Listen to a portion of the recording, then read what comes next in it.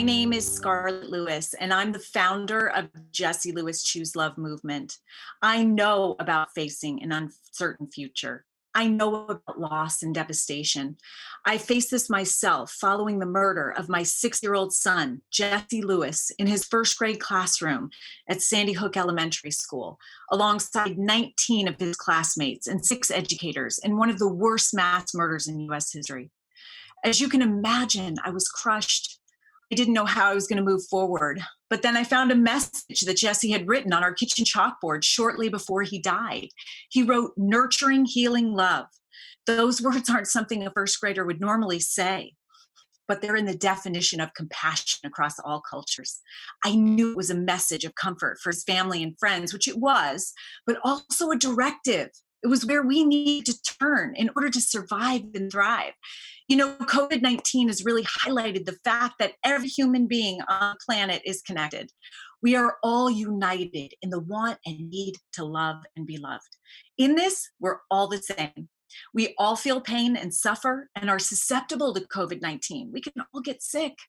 Yet we all just want to be happy, live in peace, and have meaningful and purpose-filled lives. We are united together in facing a brave new world. Our future is unprecedented. This means that there's a tremendous opportunity. We can create the world we want to live in now. We can choose love and come together, acknowledging our humanness and unite. There's one thing for sure. We can't always choose what happens to us. And no one would ever have chosen COVID-19. But we can always choose how we respond. And we can always respond with love.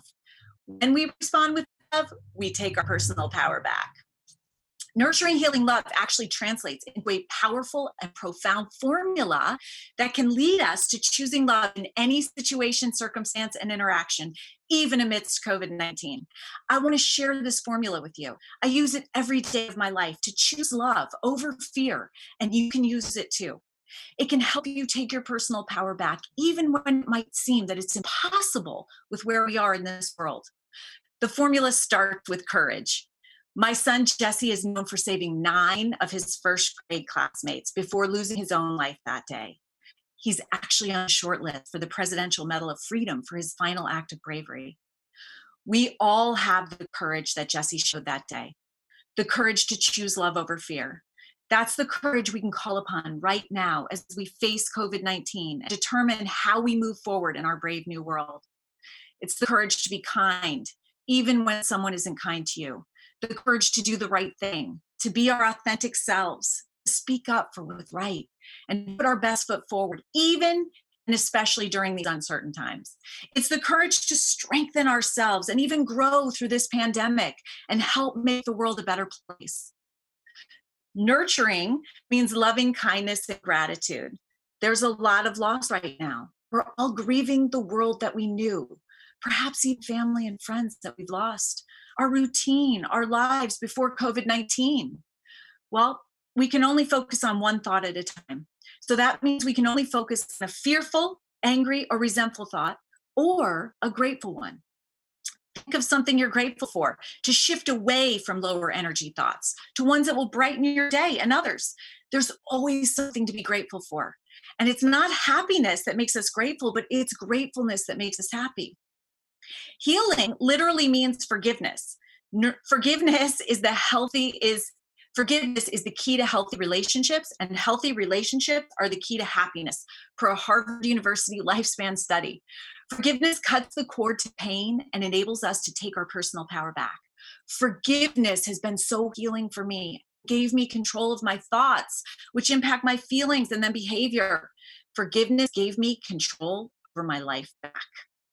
And love, nurturing, healing love is compassion in action. Compassion has 2 components. There's an empathetic component, and it's important to understand that empathy can light up the same receptors in our brain as physical pain. So when you think you feel someone else's pain, you actually do. This can cause fatigue or burnout, but compassion has a second component as well. It's the action component. That's where science tells us all the nurturing, healing love we give out, we get back. It's when we practice compassion, identifying with the suffering, and then doing something to help ease that pain, that we create a ripple effect that goes out and can circle the globe. When others see us doing something kind and being compassionate, they want to do something kind as well. And there are incredible examples of this, from our educators to our first responders to our mental health workers, counselors, nurses, and doctors. All are essential services workers. Thank you. When you have the courage to be grateful, even when things aren't going your way, the courage to forgive ourselves and others and cut that cord that attaches you to pain, and the courage to step outside ourselves to help others, we're choosing love over fear. When we choose love, we unite to be part of the solution and help create a safer, more peaceful, and loving world. Now, that's a world I want to live in. You can text SEL, short for social emotional learning, to 484848 to get daily tips and practices to choose love and thrive in uncertain times. And also visit us at chooselovemovement.org. Thank you so much for choosing love.